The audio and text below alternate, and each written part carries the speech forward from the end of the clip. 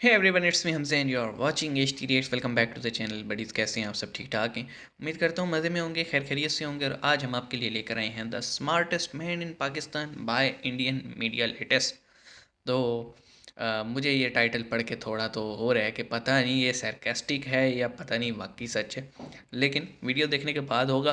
तो शुरू करते हैं जी। और अगर आप हमारे चैनल पे हैं नए तो सब्सक्राइब ज़रूर कीजिएगा। 3 2 1 एंड मैं अक्सर आप लोगों के लिए पाकिस्तान से ढूंढ ढूंढ के खोज खोज के पता नहीं कहाँ कोने में घुसे हुए रहते हैं, ऐसे जाहिलों को ढूंढ ढूंढ के आपकी सेवा में कोने में तो हाजिर नहीं करता होते रहता जाहिल, हूँ। तो खुले आम फिर रहे हैं। लेकिन इस खोजबीन के अंदर क्या? कभी कभी मैं खुद भी आश्चर्य में पड़ जाता हूँ कि पाकिस्तान के अंदर कि कोयले की खान में हीरा कैसे है। हमने आज तक जितने भी पाकिस्तानी देखे मोस्टली जाहिल ही देखे। हैं मैं यार, ऐसा नहीं थोड़े कहता थोड़े कि हैं। पाकिस्तान में सारे ही जाहिल होते हैं, कुछ परसेंट है वहाँ पे बुद्धिजीवी है, बुद्धिजीवी टाइप के लोग है, लेकिन वो दिखते बहुत कम है, नजर नहीं आते। क्या प्लेटफॉर्म हो क्या रहा है? ये समझ नहीं आ रहा मुझे। ऐसे ही एक बुद्धिजीवी को मैं आज आपके लिए पकड़ के लेके आऊं। इस कोयले के खान से निकले हुए हीरे की बातें आप सुनेंगे तो आप खुद भी हैरान परेशान हो जाएंगे। मैं नहीं मानता। आपको यकीन ही नहीं होगा कि ये बंदा पाकिस्तानी है या पाकिस्तानी ऐसे भी हो सकते हैं। ऐसे चमत्कार पाकिस्तान में कभी कभार ही होते हैं जिसके साक्षी बनेंगे आज आप और मैं। लेकिन इसके लिए हमें जाना पड़ेगा पाकिस्तान, और पाकिस्तान जाने से पहले जानते हैं कि ये भाई साहब, ये पत्रकार महाशय का मुद्दा क्या था, क्योंकि इसके बिना तो फिर मजा नहीं आएगा ना आपको। तो गाइस, आज एक और बहुत बड़ी न्यूज के साथ मैं आपके सामने हाजिर हूँ। गाइस, अभी रिसेंटली इंडिया ने अपनी बुलेरो जो सी गाड़ी है, महिंद्रा की गाड़ी को बहुत सारी कंट्रीज के अंदर एक्सपोर्ट करने का मुआहदा साइन कर लिया। सबसे पहले नंबर पर इसके सामने हाजिर है रशिया और मिडिल ईस्ट को अपनी गाड़ी एक्सपोर्ट कर रहा है। पाकिस्तानी पब्लिक के पास जाऊंगा, उनसे पूछूंगा कि पाकिस्तान की अभी आपने कौन सी गाड़ी ऐसी कि जो कि बाहर एक्सपोर्ट की हो या मैन्युफैक्चर की हो पाकिस्तानी नाम से, मेड इन पाकिस्तान के नाम से कौन सी गाड़ी है जो मैन्युफैक्चर की हो। कोई भी नहीं है भाई। तो अब देर किस बात की, चलते हैं पाकिस्तान। चल चल चल चल। हम तो इंपोर्ट करते हैं, एक्सपोर्ट तो नहीं करते। ठीक है, मैं इंजीनियरिंग का स्टूडेंट हूँ पंजाब के। चलो वेरी नाइस यार। बेसिकली मेरा आज का आपसे हाँ, बात करने का पर्पस है हमारी कि बरादरी इंडिया के। अपनी मोबाइल इंडस्ट्री को लेके इतना ज्यादा आगे चला गया है। मैं आपको क्या बताऊं कि अदर कंट्रीज को भी एक्सपोर्ट कर रहा है। Italy, Saudi Arabia, middle east सबको करता है। इंडिया की टाटा कंपनी और महिंद्रा कंपनी अदर कंट्रीज में एक्सपोर्ट करती है। क्या वजूहत है कि वो इतने ज्यादा आगे निकल गए हैं इन चीजों को लेके? अभी तक पाकिस्तान की कोई गाड़ी मैन्युफैक्चर अपनी कंपनी नहीं है। मैं थोड़ा सा आपका बैकग्राउंड बताऊंगा, चूंकि मेरी इस पे थोड़ी, मैं कश्मीर से हूँ, आज़ाद कश्मीर से, तो उसके ऊपर मेरी रिसर्च भी है। मैं पहले 1 साल मैंने पॉलिटिकल साइंस में भी लगाया है। तो उसमें ये है कि 1990s में ना पाकिस्तान और इंडिया के जो रिजर्व से बिल्कुल सेम थे। और आज इंडिया के रिजर्व $665 बिलियन, 665, और पाकिस्तान के कितने आपको पता है? Below $6 billion. पाकिस्तान का तो पहले इंडिया से कंपैरिजन है ही नहीं। आपका क्वेश्चन मैं आपको माज़ के साथ आपको करेक्ट करूंगा कि पाकिस्तान का इंडिया के साथ, इवन के बांग्लादेश के साथ कंपैरिजन भी ही नहीं कंपैरिजन है। नहीं है। बांग्लादेश की ग्रोथ रेट सही बात। कोरोना में 8% रही है, पाकिस्तान की 6%। इमरान खान के कुछ पीटीआई दौर के अच्छे काम थे, उन्होंने अप लेके गए हैं, लेकिन अब वापस 2% पे भी नहीं है। पहले तो इंडिया से हमारा, इंडिया में जो भी कंपनी आती है ना, उसको पहले वो कहते हैं कि आप हमारे नाम से यहाँ पे मैन्युफैक्चर करेंगे और हमारी लेबर और रॉ मटेरियल को यूज करेंगे। अभी आपको पता है कि स्किल जितनी भी देना चाइनीज हमारे लोगों कंपनी को। है, शाओमी है, मी है, मोबाइल की कंपनी, रियलमी है, ओप्पो है, वीवो है, जब वो इंडिया में आती हैं, ये जो रियलमी का 6 मेरे पास फोन है, मैंने 35,000 रुपये का यहाँ से लिया है, वो इंडिया में 9,000 रुपये का। मैं रिव्यूज देखता हूँ। अब बिल्कुल। मैन्युफैक्चरिंग यहाँ पे स्टार्ट हुई थी कुछ पीटीआई दौर में, लेकिन अब वो भी अब दोबारा बंद हो गया। इंडिया की आपने बात की दोबारा, ये जो है कार कंपनी है, रिसेंटली टेस्ला जो है इलेक्ट्रिक कार्स की कंपनी, उन्होंने कहा कि इंडिया में हम प्लांट लगाएंगे। उन्होंने कहा कि इंडिया में हम कार्स अपनी सेल करेंगे। उन्होंने कहा पहले आप यहाँ पे प्लांट लगाएं, इलेक्ट्रिक यहाँ पे व्हीकल। मैन्युफैक्चर करें, यहाँ पे हमारी एम्प्लॉयमेंट दें, और फिर यहाँ पे यानी कि वो कंट्री को फर्स्ट प्रायोरिटी होती है उनकी कंट्री। पाकिस्तान का चूंकि इंस्टेबिलिटी, अभी आप देख लें मुल्क के कैसे हालात हैं। अभी इलेक्शन होने चाहिए, गवर्नमेंट किसी की भी आए, इलेक्शन होने चाहिए ताकि फुल स्ट्रेंथ गवर्नमेंट आई किसी की पाकिस्तान में। तो वो पाकिस्तान इस वजह से इंडिया से पीछे है। सारे पाकिस्तानी ऐसे पढ़े लिखे और समझदारी भरी बातें करें ना, तो मैं सच कह रहा हूँ कि हिंदुस्तान और पाकिस्तान दोस्त बनने में ज़्यादा समय नहीं लगे। लेकिन अफसोस ऐसा बिल्कुल नहीं है, क्योंकि पाकिस्तान की मुश्किल है 95% भाई। आवाम जाहिल है। ये हुकूमत को चाहिए कि अभी आज टाइम पे हमें जहाद के लिए इनको ज़्यादा दे देनी चाहिए। अरे यार चुप करो। इसको तो भेज हिंदू देना मजहब चाहिए में वोट पे। जहालत बहुत है। अगर मैं अकल होती तो वो मुसलमान ना होते। देखें मेरी बात सुने, ये तो हिंदुओं राह में में घर जो बैठ के शरपसंद आंटी आप नासर देखती हैं, होगी। वो तो आके मुसलमानों के कट्टर दुश्मन है। ठीक है, चूतिए हो तुम दोनों। बात करूं उनके भाई, महिंद्रा वहाँ पे की, 30 उनकी करोड़ जो मुसलमान स्कॉर्पियो है रहते हैं। यार, गाड़ी की जो कंपनियां हैं, यकीन करो कि इतने को हैवी वो अदर कंट्रीज और यहाँ डिमांड करती 22। है कि भाई आपकी जो सी गाड़ी है, टाटा की गाड़ियां इटली के अंदर, महिंद्रा की गाड़ियां इटली के अंदर, यूएई के अंदर पुलिस और आर्मी की गाड़ियों के तौर पर इस्तेमाल होती है। क्या समझते हो आपके उन्होंने कितने ज्यादा स्टेबल कर लिया अपने इंडस्ट्री को, अपनी गाड़ी मैंने मोबाइल इंडस्ट्री। आप बताओ पाकिस्तान के जरा कंपेरिजन हो मेहनत सकता है? करते हैं गाड़ियां भाई जो वो हम लोग, बाहर की गाड़ियां हमारी मंगवा के तरह यहाँ हडर पर हम नहीं है। मैन्युफैक्चर भी नहीं होती, असेंबल करते हैं, उसके डबल कॉस्ट पड़ जाती है हमें। हमारा तो कंपैरिजन में पहले आपको कह चुका हूँ, प्रॉब्लम नहीं है इंडिया के साथ। इंडिया जो है एक टेक जायंट है, टेक्नोलॉजी जायंट है, वो चाइना को अपना कंपेटिटर समझ है, जो कि चाइना 2030 में सुपर पावर है इस वक्त, वो टेक्नोलॉजिकली दुनिया अमेरिका से भी आगे है।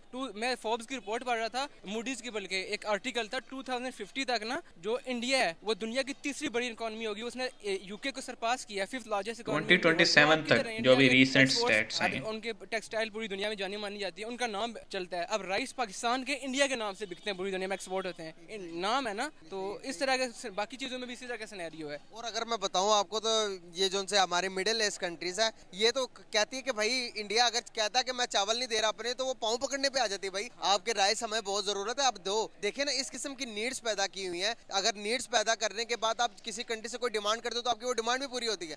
अगर लेवल करें पाकिस्तान और इंडिया का, पहले 99 में हमारे इक्वली तो होते थे, अभी आप देखते हो तो आसमान जमीन का फर्क हो गया। उन्होंने क्या चीज अपनाई जो कि हमें अपनानी चाहिए थी, और जो उन्होंने अपनाकर डेवलप। ये 2000 में ना जब टेक्नोलॉजी के एक शिफ्ट आ रहा था, पैराडाइम शिफ्ट यूरोप अमेरिका से एशिया की तरफ, तो पाकिस्तान में बहुत सी कंपनीज आई, जिसमें आपकी ये माइक्रोसॉफ्ट, ये सारी कंपनीज आई। तो यहाँ पे असल में एक कानून साजी इस तरह की है कि इतना काम मतलब कि इतना एक मुश्किल कर दिया गया बिजनेस। ईज देखती हैं, उनको ईज नहीं मिलती, प्रॉफिट आती हैं। अब इंडिया में वो उन्होंने पाकिस्तान इंडिया में दोनों में अपना प्लांट लगाना चाहा। इंडिया में क्या था, पाकिस्तान में क्या था कि यहाँ पे माशाल्लाह था, मुशर्रफ साहब की गवर्नमेंट से नीचे तक सबको खिलाओ पहले। उन्होंने उनको आने नहीं दिया यहाँ पे। उन्होंने कहा कि ठीक है, हम सामान उठाते हैं, अपना साथ वाले कंट्री में जाते हैं, वो हमें टैक्स फ्री भी दे रहे हैं और लेबर भी उनकी सस्ती है। वहाँ पे उन्होंने प्लांट लगाए और 20 साल बाद समरात है। आज देखें टेक्नोलॉजी में किधर है इंडिया। एग्जैक्टली 5G लॉन्च हो गया, उसके बाद इकोनॉमिकल लिहाज से दुनिया की 5th लार्जेस्ट इकोनॉमी बन गया इंडिया। मैं एक फैक्ट बताता हूँ, मैं आज़ाद कश्मीर में रहता हूँ, डिस्ट्रिक्ट कोटली। जब बॉर्डर लाइन LO से भी जाते हैं ना, जैज, जोंग और वारिद के सिग्नल नहीं आ रहे होते,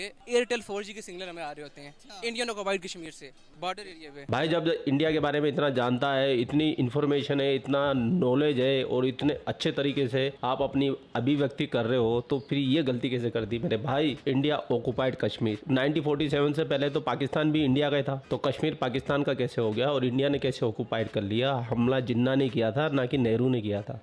सही बात है। तो मेरे भाई यहाँ पर ये मैंने पढ़ा है कि जिन्ना ने आर्मी ऑफिसर्स को कहा था आप कश्मीर से हो तो आप ज्यादा और जो बिलीव कर पाओगे। अगर अमेरिकन या ब्रिटिश अमेरिकन तो नहीं, ब्रिटिश जो था उसने मना किया था फौज का जो था। आर्टिकल हटाने के बाद और बहुत ज्यादा डेवलपमेंट कर दी, इलेक्ट्रिक बसेस दे दी, रोड बना लिए, कारपेटेड रोड, उसके बाद स्कूलिंग निजाम अच्छा कर लिया, दुनिया का ऊंचा सिनेमा बना दिया, रेलवे निजाम बना दिया, माल ऑफ कश्मीर बना दिया। तो हमारे कश्मीर के लिए हमारे गवर्नमेंट ने क्या किया, थोड़ा सा वाजे करते आप खुद कश्मीर से। एक एडिशनल में चीज ऐड 30 मिनट सड़क पे खड़े हुए हैं। ऊंचा जो रेलवे ट्रैक है ना, वो इंडिया में बना है, कश्मीर इंडिया में इंडियन ऑक्युपाइड कश्मीर में। चड्ढा समझाओ इसे, समझाओ। अरे मेरे भाई, कब्जा तुमने किया है, बार बार समझाऊं क्या एक ही बात? नहीं, उन्होंने दिल्ली को यार उसने पाकिस्तान में रहना भी तो है, बंटी भाई समझा करो। उन्होंने फास्टेस्ट ट्रेन डाली है उधर, पहाड़ों को काट के। अभी मैं अपने कैपिटल जाने के लिए मुझे 12 घंटे लगते हैं, लाहौर आते हुए मुझे 10 घंटे लगते हैं। अपने कश्मीर के अंदर मुझे घूम के पंजाब से जाना पड़ता है। तो ये हालात है हमारे इंफ्रास्ट्रक्चरली। तो कश्मीर की गवर्नमेंट मतलब कि पैसा आता है कुछ, हमारी जो गवर्नमेंट है उधर उसकी भी नाअहली है, और कुछ है कि मतलब कि फंड, एक तो है कि इतना एक वो हॉस्टाइल एरिया है ना कि वहाँ पे फौज की, आर्मी की एक्सेस परमिशन के अलावा आप मतलब कि नहीं जा सकते। डिस्प्यूटेड जो एरिया है, तो इस वजह से डेवलपमेंट उधर कम है। खैर ये है कि यूरोप में मैं तो अक्सर कहता हूँ कि हम मकबूजा पाकिस्तान में रहते हैं, मतलब टेक्नोलॉजी का उसकी वजह भी बताता हूँ। 80% लिटरेसी रेट है कश्मीर में। ये अगर मैं बात करूँ इंडिया के भी तो यही है ना, इंडिया ऑक्युपाइड कश्मीर, तो उन्होंने वो डेवलप कर सकते। तो हम ये कहते थे कि भाई ये तो ये मुतनाज़ इलाका, यहाँ पर तो इंडिया और पाकिस्तान दोनों के मुतनाज़ा चल रहा, तो हम इसलिए डेवलप नहीं कर सकते। तो अगर उसको नहीं कर सकते तो हमने अपने दूसरी सिटीज को कितना डेवलप किया, ये भी तो बहुत बड़ा सवाल है कि नहीं है? ऐसे है बिल्कुल। आप इंटीरियर सिंध को देख लें, आप साउथ पंजाब को देख लें, आप दूर दराज बिल्कुल फ्लैट है, साथ एरियाज में बहुत बुरे हालात हैं। आप कराची, लाहौर, इस्लामाबाद फिर ठीक है, कराची बिल्कुल खत्म है। मतलब उसकी आप देखें, एक बारिश होती है वो तो खंडर है यार। इंफ्रास्ट्रक्चर पर नरेंद्र मोदी ने अपने कंट्री के लिए इतना काम किया कि दुनिया सारी वाह तारीफें कर रही है आज के टाइम के अंदर। क्या समझते हो कि चले दुश्मन से कुछ नहीं तो ये तो सीख लें कि भाई तरक्की किस तरह से करनी है, जरूरी है कि नहीं है? बिल्कुल बहुत जरूरी है हमारे लिए। देखें हमारे दीन में भी यही है कि अगर इल्म आपको काफिर से मिलता है उससे भी आप ले लें, तो सबक आपने किसी से भी सीखना है तो आप ले लें उनसे। आप गौरव में से तो लेते हैं, वो भी मुसलमान तो नहीं है ना, क्रिश्चियन वगैरह से, उनसे भी तो लेते हैं आप। बिल्कुल सही कह रहे हैं आप, इन्फॉर्मेशन अच्छी दी आपने। भाई साहब बड़ी प्यारी प्यारी बातें कर रहे थे, लेकिन प्यारी प्यारी बातें करते करते बीच के अंदर अपना जहरीला डंक जरूर मार रहे थे, तो वो मुझे अच्छा नहीं लगा। इसके लिए मेरे को बीच में कूदना पड़ा, लेकिन मुझे इनकी बातें सुनने में काफी आनंद आ रहा था, काफी मजा आ रहा था। सीरियसली बोलूं तो ऐसे लोगों को, समझदार लोगों को सुनने का मजा ही कुछ और है। और अगर आपको भी लगता है मजा आया हो तो जरूर से तो अपने मजे को विस्तार से वर्णन कीजिए कमेंट सेक्शन के अंदर। ओके, तो हम पॉइंट टू पॉइंट बात करते हैं। फर्स्ट ऑफ ऑल तो डेवलपमेंट की बात करते हैं। देखिए, इंडिया में एज ऑफ बिजनेस बहुत है, पाकिस्तान में नहीं है। अभी मैं रिसेंटली पढ़ रहा था, इंसुलिन बनाने वाली एक बहुत बड़ी कंपनी जो है पाकिस्तान से ये कह के चली गई है कि भाई यहाँ पे बिज़नेस करना इम्पॉसिबल है। पाकिस्तानी किसी को बिज़नेस करने नहीं देते, क्योंकि ऊपर से नीचे तक इनको पैसा चाहिए, इनको रिश्वत चाहिए। ये अपनी लेबर, इनकी इवन के किसी लेबर पे अगर आप कैमरे के अलावा कोई पैसे दे देते हो ना कि भाई ये तूने काम करने, तो वो अगले दिन चोरी करके निकल जाते हैं। मतलब इतनी गंदी कौम हो चुकी है हमारी। मैं भी उसी कौम से हूँ, लेकिन टू बी ऑनेस्ट यार, अब हम और कितना गिरेंगे। ठीक है, हम बात करते हैं ना। मैं आपको कहता हूँ, मैंने क्यों वीडियो के बीच में बोला कि हम मकबूजा पाकिस्तान में रहते हैं, जब वो बात कर रहे थे ना कश्मीर की। मैं मकबूजा पाकिस्तान इसलिए कहता हूँ, फिर मुझे कहा जाता है कि यार तुम ख्याल किया करो अपना। मैं इसलिए कह रहा हूँ सर कि मकबूजा पाकिस्तान, इसलिए मैं इस पूरे सिनेरियो में आ रहा हूँ कि अगर आप जाते हैं ना कंटोनमेंट में, आप कंटोनमेंट एरियाज़ में जाएं और सिटी एरियाज़ में जाएं, ज़मीन आसमान का फ़र्क नज़र आएगा आपको। ज़मीन आसमान का मतलब ऊपर से नीचे तक टोटली डिफरेंट। आप सिटी गवर्नमेंट से निकल के कंटोनमेंट या मिलिट्री सेक्शन में जाएंगे, अच्छी अच्छी बिल्डिंग्स, अच्छी अच्छी मतलब रोड्स, आपको ग्रीनरी नज़र आएगी। तो हमारा जो डिफेंस, एक सफ़ेद हाथी हमने पाला हुआ है ना, वो अपनी तरक्की तो कर रहे हैं। डिफेंस हाउसिंग अथॉरिटी बना रही हैं, फ़िज़ाइया हाउसिंग अथॉरिटी बन रही है, और जो है जनाब एक और है अस्करी कॉलोनी बन रही है, अस्करी बैंक बन रही हैं, अस्करी जो है ना फ़ौजी फाउंडेशन बन रही है। मतलब अपना सब कुछ बनता जा रहा है उनका। लेकिन जो हम जैसे सिविलियन हैं वो उनकी नज़र में क्या है, माज़रत के साथ लेकिन मैं बोलूँगा ब्लडी सिविलियंस। और ये मैं ख़ुद से नहीं कह रहा, ये एक बहुत नामी ग्रामी एक पाकिस्तान में रहा है वाक़या, और अभी रिसेंटली का ही है। तो देखें, कई बार ऐसी बातें होती हैं कुछ जो कि मैं बोलने से पहले सोचता हूँ कि यार हमें देखने वाले बहुत सारे पाकिस्तानी भी हैं, और पाकिस्तानी बहुत ज़्यादा शिद्दत पसंद है यार। वो गुस्सा कर जाते हैं, वो चीज़ों को प्रोसेस नहीं करते कि मैं ये बात कर क्यों रहा हूँ। हमें कमेंट्स में ना वैसे तो बहुत सारे हमारी ट्रैफिक इंडिया से ही आती है, लेकिन जो चंद लोग पाकिस्तान से देखते हैं तो कमेंट ऐसे आते हैं कि यार तुमने ये बोला तो बोला कैसे, तुमने ये कहा कैसे, तुम पाकिस्तानी नहीं हो सकते, फलां है ये वो। सर समझो, हम क्यों पीछे रह गए हैं। हम इकट्ठे सफ़र शुरू किया था, हमारा तो एक दिन पहले शुरू हो गया था चलो कागज़ों में, लेकिन यूनाइटेड इंडिया से निकलने के बाद जब से पाकिस्तान चला है, आप देखें वहाँ पे कितने मार्शल लॉ लगे हैं, यहाँ पे कितने लगे हैं। ठीक है, वहाँ पे कितनी डेवलपमेंट हुई है, यहाँ पे कितनी हुई है। और वहाँ पे भी तो डेमोक्रेसी है ना, वहाँ पे भी इख्तलाफात हैं सियासी, लेकिन मुल्क की जब बात आ रही है तो वो मुल्क को प्रेफर करते हैं, वो सियासी जमात को प्रेफर नहीं करते। यहाँ पे सियासी जमात और सियासी लीडर को प्रेफर किया जाता है। फिर और क्या क्या बोलें यार, मतलब बात समझने की होती है। और बीइंग एन एकेडेमियन, मैं आपको ये बता दूं, अगर आपकी प्रोफाइल में बहुत ज़्यादा इंडियन पेपर्स हैं ना, रिसर्च पेपर्स जो कि आपने इंडिया में पब्लिश करवाए हैं, तो वो आपको वैसे कहेंगे ये बंदा फारिग है, इंडिया की तो रिसर्च ही नहीं मानी जाती। अरे सर ठीक है, प्रीडेटरी जनरल्स होते हैं, लेकिन आप ये देखो कि कितने नामी ग्रामी वहाँ पे लोग बैठे हैं।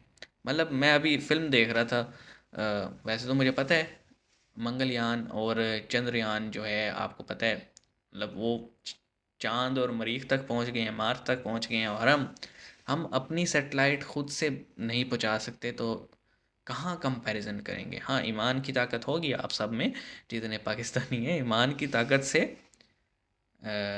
जंगें आज नहीं लड़ सकते आप सिर्फ ईमान के भरोसे। आपको टेक्नोलॉजी चाहिए, आपको आप ईमान की ताकत लेके बैठ रहो, वो एटम बम आपके सर पे आके गिरा देगा, सारा ईमान भस्म हो जाएगा।